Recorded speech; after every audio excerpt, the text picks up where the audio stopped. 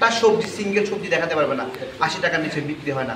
মূলা 90 টাকা কেজি বিক্রি হয়, একটা লাউ 100 টাকা কেজি বিক্রি হয়। তাহলে এগুলো কার কাজ ছিল? কার কাজ ছিল? চাঁদাবাজি হচ্ছে, তাই না? চাঁদাবাজি হচ্ছে, নিয়ন্ত্রণ করতে পারছে না। তাহলে যে নিয়ন্ত্রণ করতে পারে না সে চালাবে কেন রাষ্ট্র? অধিকার কে দিচ্ছে? তাই না?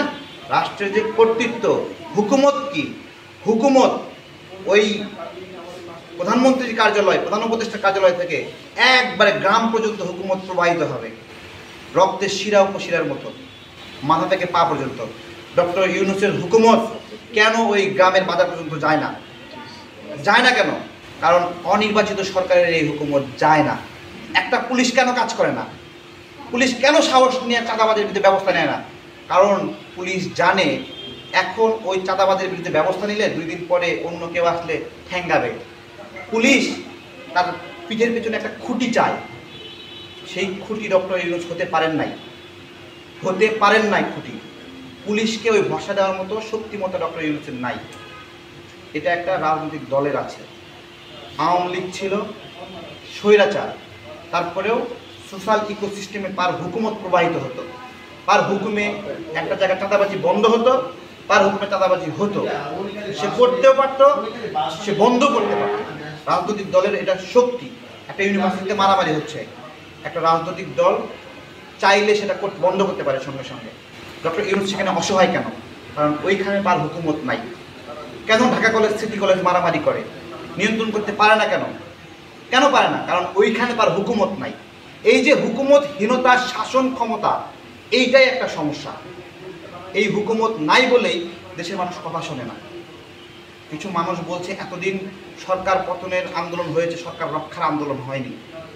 খুব মুখরোচক কথা, এতদিন সরকার রক্ষার আন্দোলন হয়নি কেন? শেখ হাসিনা শান্তি সমাবেশ করে নাই সরকার রক্ষা করার জন্য? আওয়ামী লীগের লোকেরা সরকার রক্ষার আন্দোলন করেনি? আইয়ুব খানের সময় সরকার রক্ষার জন্য আন্দোলন করেনি? পাকিস্তান সরকার রক্ষা করার জন্য শান্তি কমিটি করে নাই? তাহলে সরকার রক্ষা করার জন্য আন্দোলন সব সময়ই হয়েছে। সরকার বিরোধী আন্দোলনের চেয়ে সরকার রক্ষার আন্দোলন শক্তিশালী হয়েছে। টাকা পয়সা মাল সাল সব থাকে, অস্ত্রও থাকে সরকার রক্ষার আন্দোলনে। কিন্তু সরকার পতনের যে আন্দোলন, ওই আন্দোলনে নিরস্ত্র মানুষ থাকে।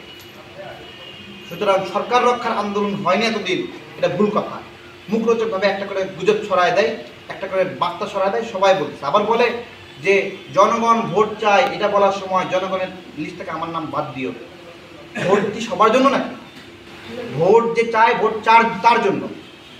যেই জনগণ ভোট চায় না সে ভোট দেবে না, ভোট কেন্দ্রে যাবে না। কিন্তু যেই লোকটা বলছে আমি আমার প্রতিনিধি আমি নির্বাচিত করতে চাই, সেই লোকের ভোট মানে কেড়ে নেওয়ার অধিকার কে দিল? যে ভোট চায় না সে ভোট দেবে না, তাই না? সহজ হিসাব। রাজনীতিকে নোংরা হিসেবে উপস্থাপন করা হচ্ছে। রাজনীতি নোংরা হয়ে গেলে কি হবে জানেন? ভারত নিয়ন্ত্রণ করতে সুবিধা হবে। রাজনীতি যখন নোংরা হিসেবে উপস্থাপন করবে, রাজনীতিকে যখন ডিফেমিং করবে, তখন কি হবে? বাইরের দেশ নিয়ন্ত্রণ করা সহজ হবে। সেনাবাহিনীকে ডিফেমিং করলে কি হবে? ভারতের জন্য সুবিধা হবে। সেনাবাহিনী যদি দুর্বল হয়, সেনাবাহিনী যদি লক্ষ্য হয়, তাহলে কি হবে? ভারতের জন্য সুবিধা হবে আমাদের আক্রমণ করা। আর সেনাবাহিনী যদি দৃঢ় থাকে, পার্শ্ববর্তী দেশ সাহস পাবে না। আমাদের সেনাবাহিনীকেও লক্কর ঝক্কর ভ্যালুলেস বানানোর চেষ্টা করা হচ্ছে। সেনাবাহিনীকে বলা হচ্ছে ভুয়া ভুয়া ভুয়া, মানে আমার খুঁটিকে লড়বড় করতেছে। যারা এটা করতেছে তাদের বিষয়ে আপনারা সতর্ক থাকবেন। হ্যাঁ, সবাইকে ইমাম বানানো যাবে না। সবাইকে ইমাম বানালে আপনার ইমাম আপনাকে ভুল পথে নিয়ে যাবে। জিনিসপত্র সঠিক জিনিসটা বুঝতে হবে। জিনিসপত্রের দাম কমেছে, এটা থেকে আপনি খুশি না অবশ্যই?